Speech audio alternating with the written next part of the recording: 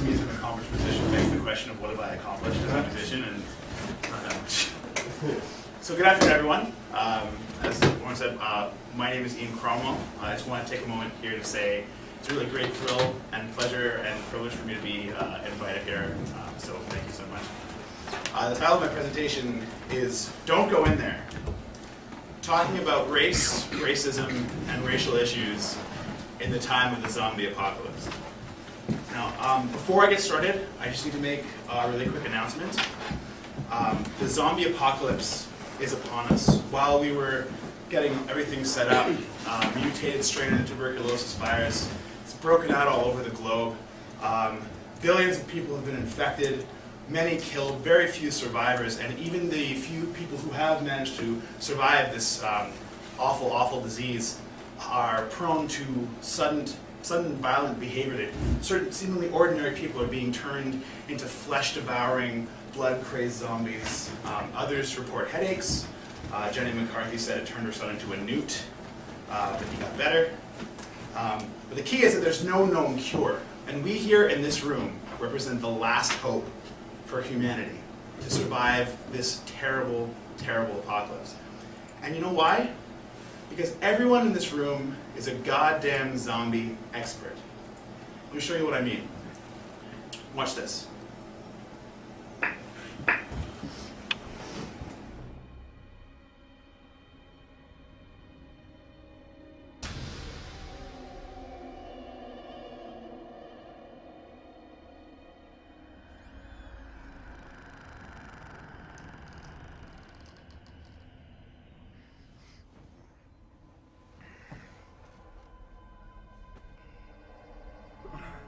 Vivian's here. Vivian, honey, sweetie, are you okay? Oh,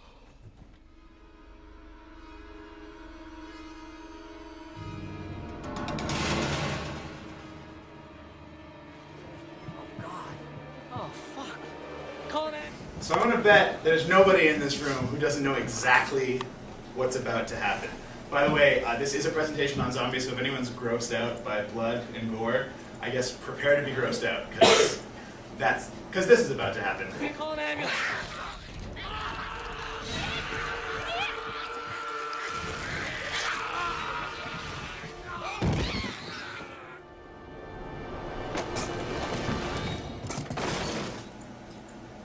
If you're wondering, it's okay. He turns out to be fine. No, I'm just kidding. He's totally dead. But here's the question you should be asking yourself right now. How did you know that that was going to happen before it happened? Was it, your psychic powers, or maybe you got your horoscope read today and it said, someone's about to turn into a zombie and get bitten? No. You knew it was going to happen because you've seen either this movie before or you've seen another movie that's very much like it. In other words, you've read the relevant literature, you have the experience, you know what the warning signs look like. Before we go too far, I want to give myself a bit more of a thorough introduction. As I said before, my name is Ian Cromwell. I am, among a number of other things, the author of the Communist Manifesto on the Free Thought Blogs network. And the reason why I'm here is because we're all in danger. And the only way we're going to get out of it alive is if I can train all of you to become an elite force of zombie hunters. I've got to pass along the requisite knowledge and skills that you'll need to spot a zombie before it attacks, so you can get the drop on them before they get the chomp on you. And why would you listen to me? Well, first of all, my academic training is in epidemiology and biostatistics, and as everyone knows, if there's anyone you want with you during an apocalypse outbreak, it's an epidemiologist. But beyond that, my chief qualification in this conversation is that I've been black in Canada my whole life.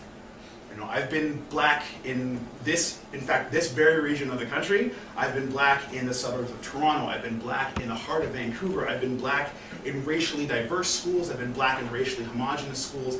And over the years, what I've learned is that the consequences of my blackness and what that means to myself as well as to others changes quite a bit depending on the circumstances in which I happen to find myself. And so as a direct consequence of that, I spent more and more time really digging in and trying to understand how we talk about race in this country and in this society and in this world more generally. And what does my being black have to do with hunting zombies? Well, first of all, like racism, zombies often appear to come out of nowhere. At least, to the untrained eye, everything is going along just fine, and then bam, there's a zombie, and everyone's in trouble. And I can't overstate this enough. Racism and zombies are both constantly trying to devour our brains, at all times. If we're not careful, if we get lazy, or we get complacent, we're going to find ourselves getting overrun, and so it makes sense to take precautions. But here's the good news. Also, like zombies, racism is actually incredibly predictable. And it's consistent if you have the right instincts and the right skills. And this is particularly good news because it means that if we're careful and if we're smart, we can avoid and sometimes even combat the zombies in the same ways that I've learned to combat and avoid racism. To put it another way, spotting zombies early can save your life. This is the apocalypse, people. And if you want to survive, you got to keep your head in a swivel. You got to stay sharp. And years spent examining race and the race conversation has given me the kind of skills that I'm going to pass on to you today so that we can get out of this mess alive.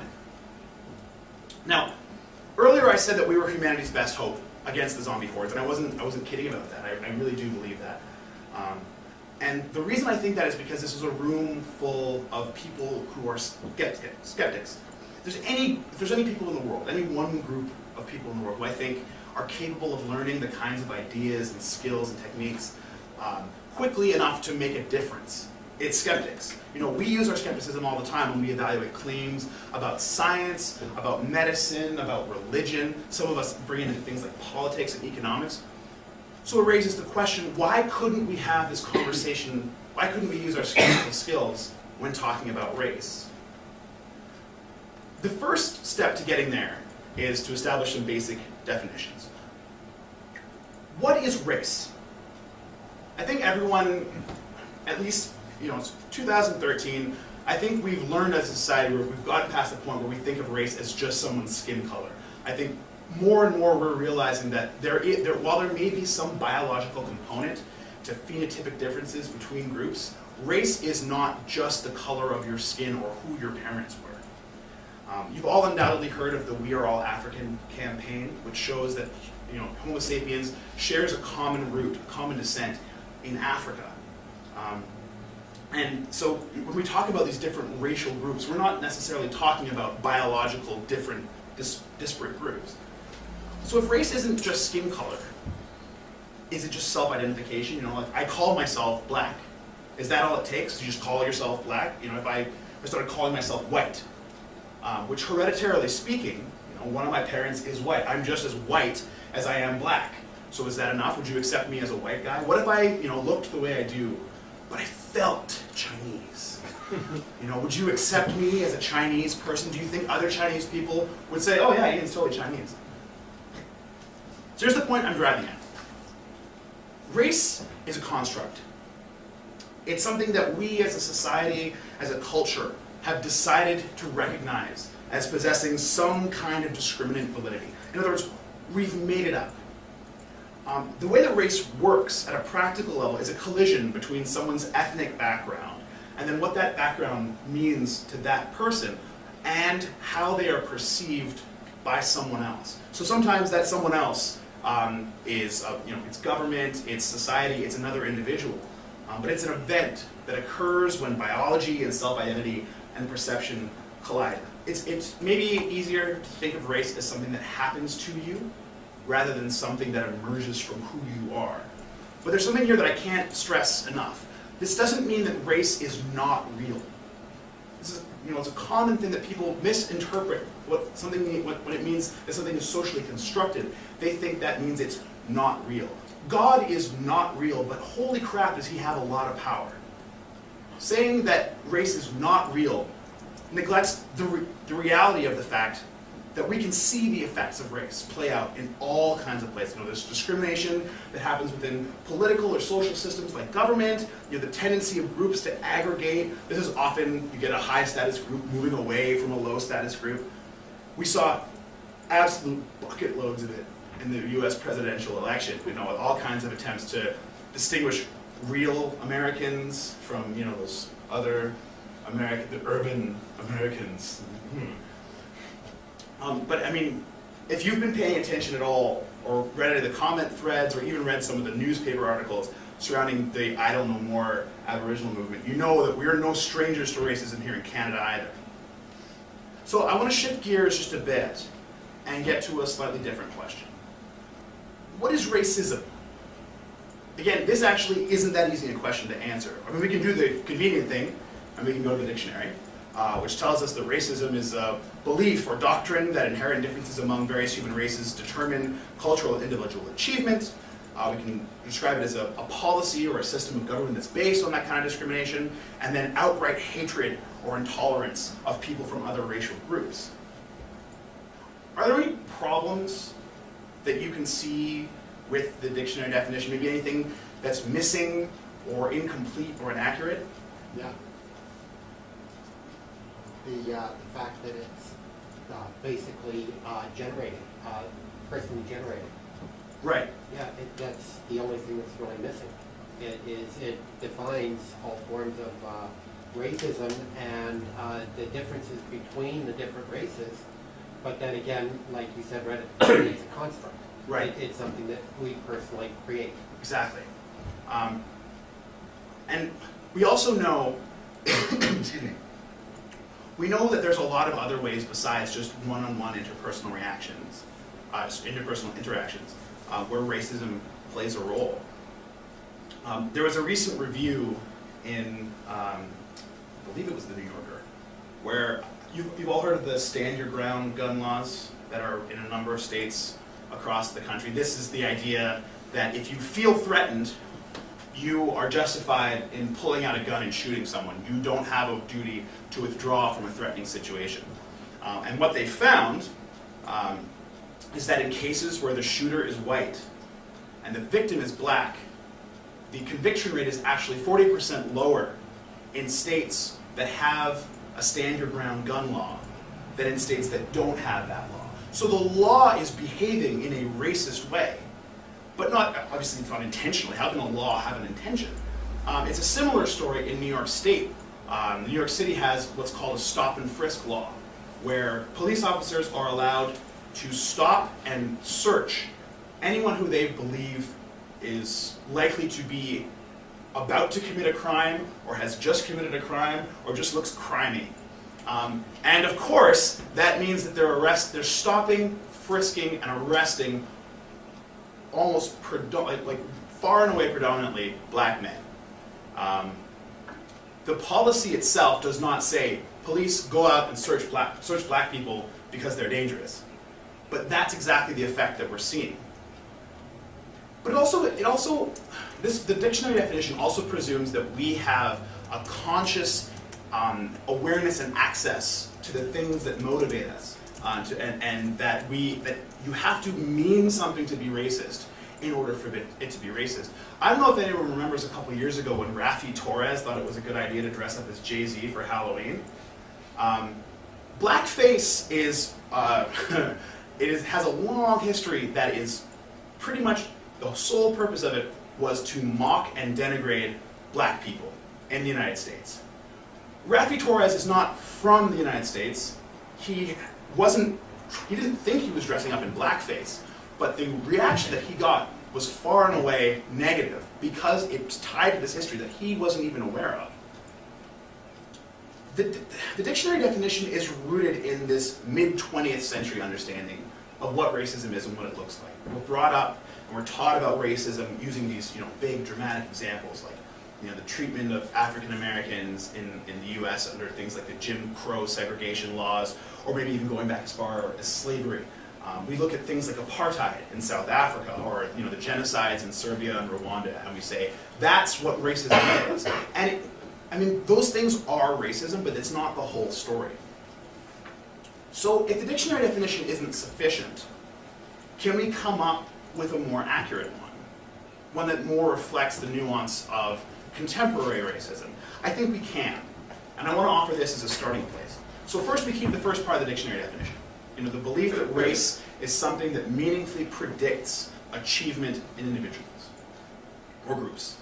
Second, we can take a consequentialist approach and identify specific behaviors and actions that result and group differences that are based on race. So this includes things like hiring and housing discrimination, but it also includes things like stand your ground and stop and frisk. And third, because we know that these behaviors don't happen in a vacuum, we can also include the attitudes that undergird and inform those behaviors. So we can look at the racist history of blackface and what it says about African Americans, and then we can properly identify it as racist, even if Raffi didn't mean to offend anybody. So this definition is not perfect, and it's perhaps not exhaustive, but it's much better than the dictionary definition, I think, for a number of reasons. First, it describes the kinds of racism that happen outside the context of interpersonal interaction. So not all racism happens to people's faces. Not all of it's personal. Second, it recognizes that there can be racism even in the absence of a conscious mind. Stand your ground is not a thinking, breathing entity with intent. It's just words on paper, but it's words on paper that have the effect of a conscious mind that really wants a lot of black kids dead. Third, and perhaps most importantly, the new definition recognizes that the proper focus of our attention, if we want to address racism, has to be on outcomes rather than on people's intentions. Focusing on an intention basically just provides an airtight excuse for anyone to say or do the most racist thing they can think of, and then just say, well, I didn't mean it, so therefore it's not racist. But I mean, whether or not you meant it doesn't change the impact that it has, right? All it does is, lets you weasel out of having to take responsibility for your actions. Now, it's worth noting here, this definition isn't radically different from the dictionary definition, and it still describes our colloquial understanding of racism, but it does allow us to take a broader perspective and recognize that racism is a more multifaceted thing than the dictionary definition can really describe. Sure. So it has the consequence that people just might not know at all that they are racist. So you might have studied racism and race a lot, but you yourself could be racist for all you know because you don't know. Absolutely, absolutely. And this is the whole point: is that by focusing on a behavior rather than a person, because people can have bad ideas. And I'll talk a bit about this later. But we're all prone to make mistakes. There's holes in our understanding and our knowledge. And when we recognize that it's behaviors that are problematic, not necessarily the person, that allows us to focus our attention on stopping those behaviors. It actually makes the whole process a lot easier and a lot less emotionally charged. So I want to, and this is sort of a nice segue into the next question, which is, what is a racist? And you hear people say this phrase a lot, like so and so, that guy's a racist, or the Republican Party, it's full of racists, or I'm not a racist. But what is a racist? From what I can sort of gather by the way that people use the phrase, they're talking about someone who has an overt, conscious hatred of people from another racial group. So someone who hates black people, or hates First Nations, or hates Chinese people, or whatever, but who does so out of a specific animus, and in an overt, detectable way. In other words, we're talking about this kind of racist. A raving hate monger who's indiscriminately hateful towards every single member of another group. But here, we run into the exact same problem, right? Because outside of people who are in organized hate groups, that kind of racist is actually, thankfully, pretty rare. But we know well from the psychological literature and just from everyday lived experience that people can do racist things without necessarily meaning to, or even recognizing that what they've done is racist. On the contrary, people who are accused of racism, they'll deny it until they're dead. It's the worst possible thing for some people to admit that they have said or done something that's racist. So what if we do to the definition of a racist the same thing that we did to the definition of racism? So we just say that a racist is someone who says or believes a racist thing. Are we talking about someone who does this all the time? Or maybe not maybe not all the time, but frequently? How many times would you say you have to do or say or believe something racist before you're a racist? Is it like 100 times in your life? Or is it like maybe last like 25? You can burn 24 crosses, no problem. Totally not racist, bro. One more? Oh no, dude, that's not cool. So, you know, there's no magic number for like how often you have to do something or believe something to be a racist. So maybe it's just if you have any beliefs or thoughts or feelings of, you know, racial animus, then you're a racist.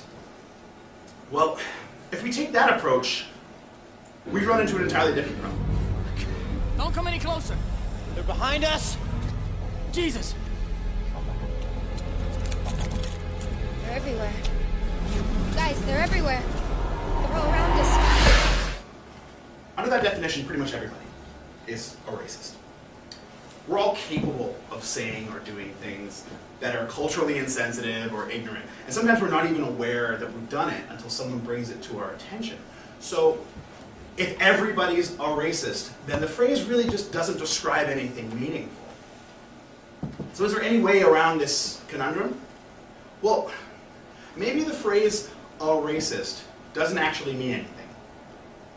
Maybe what we have to do is recognize that we're all born into a society, into a history, where racism has played and continues to play a meaningful role.